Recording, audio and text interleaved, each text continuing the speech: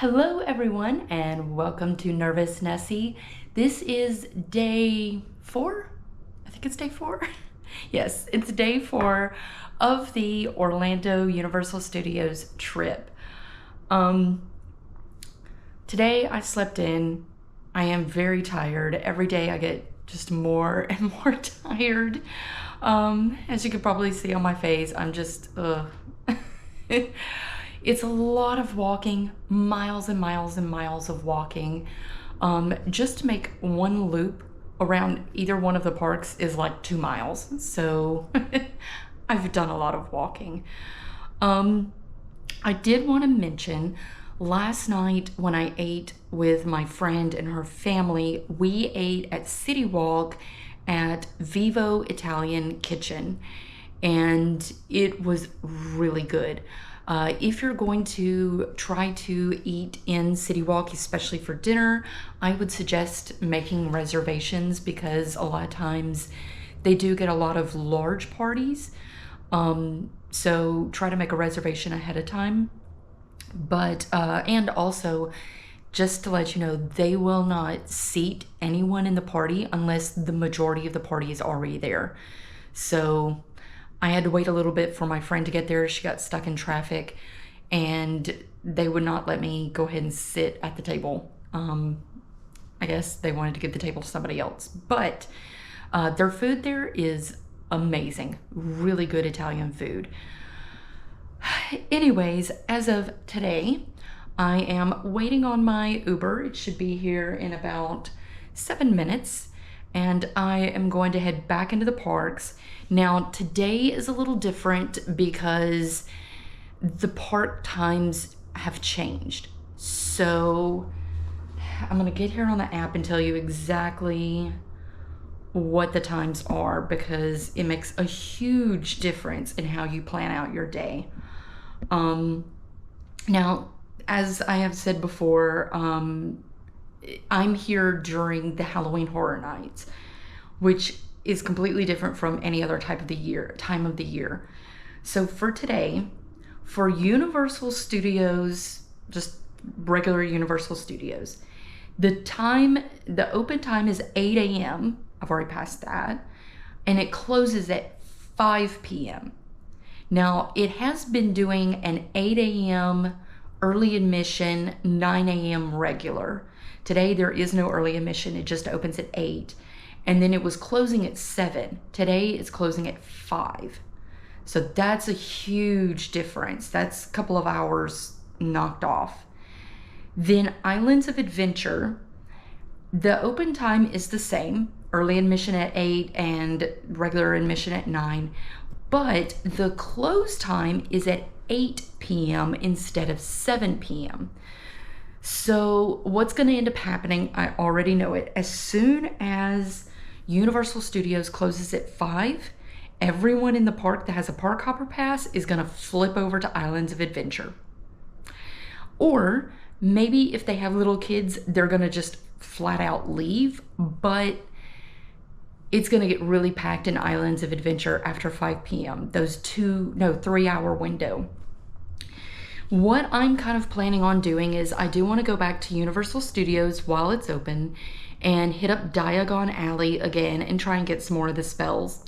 The reason for this trip is I'm a Harry Potter fan. I might as well do that and enjoy my Harry Potter fandom by doing all the spells. Plus, I spent a fortune on the wand. I might as well get my money's worth. After that, I am going to try and do Hagrid's motorbike adventure creature, something, I don't know, the Hagrid ride roller coaster. I'm going to try to do that again and try to do the Velocicoaster again. Now that I am aware of how both of the rides work as far as the single rider, I feel a lot more confident about it. But yeah, that is my plan, is to cast spells at Diagon Alley and ride those 2 rides today. And then try to get back here early because tomorrow is epic and I want to be well rested and able to go all day long. So let's head back into the parks.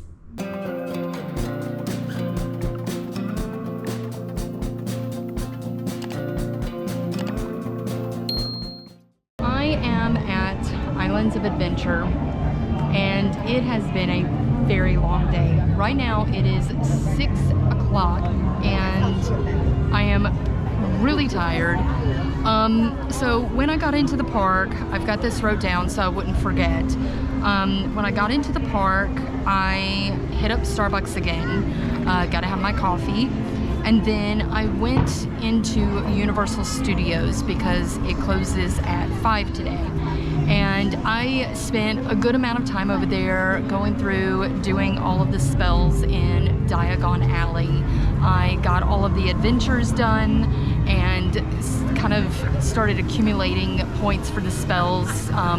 It starts out at, you know, a bronze level, goes up to a level 6 or a silver level, and then a gold level. So I got a bunch of the spells done. And then I took the train. Well, one of the adventures is you do a couple of spells in Diagon Alley.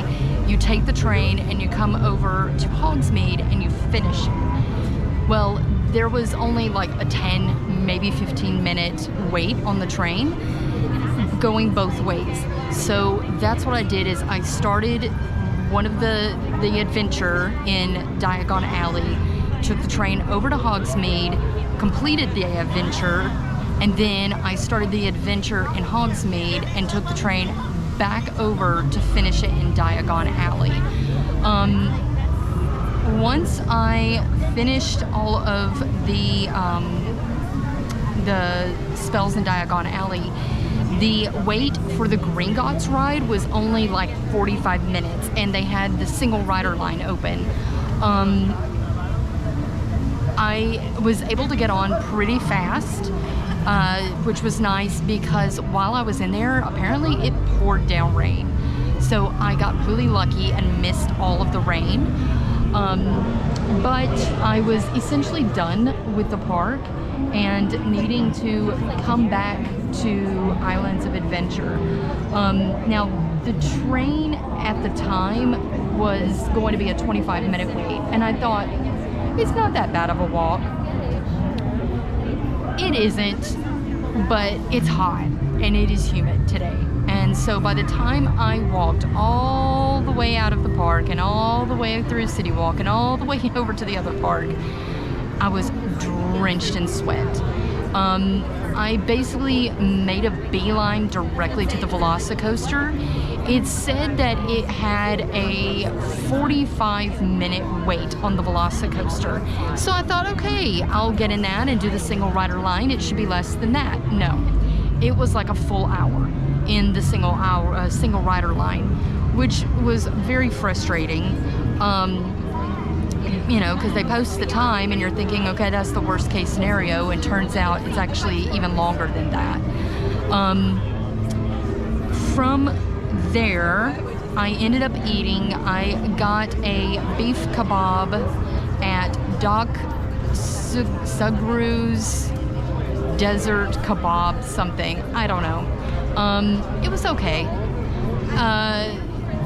The meat to pita bread ratio was a little off. I felt like it could use another piece or two of meat to balance it out, but it was okay. And then I ended up doing more of the spells in Hogsmeade to try and convert, you know, from bronze to silver to gold on some of those.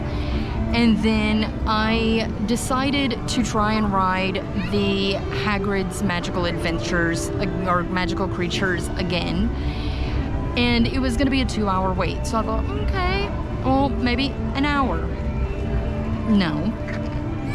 It was a full 2-hour wait in a tunnel with nothing to look at. And it's dark, and I'm tired, and I am frustrated. And what makes me even madder is that while I'm in this 2-hour line, because they didn't have the single rider line open, they opened the single rider line. And so I ended up getting on the ride with somebody from the single rider line who hadn't been in line very long at all. They have to fix that. That is ridiculous. I mean, here I am. I should be able to get on the single rider line, but they have it closed. and I'm waiting in line for 2 hours, and then by the time I get on, someone who's only been in line for maybe 30 minutes gets on there with me. The only good thing is I think they were starting to tell people were getting very frustrated, and because everybody in line around me was really pissed. Because when I started to get off, there was a guy that was saying, if you want to ride again, just get back into the line, like where the single rider line is, which is, as you're exiting, it's just right there. Most of the people didn't hear that, so they didn't get back in line. You better believe I did. I paid attention, so I basically got to ride it back to back. Now, when I rode it yesterday, I rode in the sidecar. And today, both times, I rode on the motorbike. Two totally different experiences. So if you're interested in riding it, ride it twice and try to ride, you know, one in the sidecar and one on the motorbike itself. What is the difference between the two? Sitting in the sidecar is more like riding on a roller coaster. You're shifting, you know, with the ride itself. But riding in the motorcycle seat makes you feel like you're actually riding on a motorcycle. You can see the turns coming because you're higher up, and you can lean into it, and it does make you feel like you're driving a motorcycle. So that's kind of cool. It's whatever your preference is. If you want a traditional roller coaster feel, sit in the sidecar. If you want to feel like you're driving a motorcycle on a really fast track, do the motorcycle.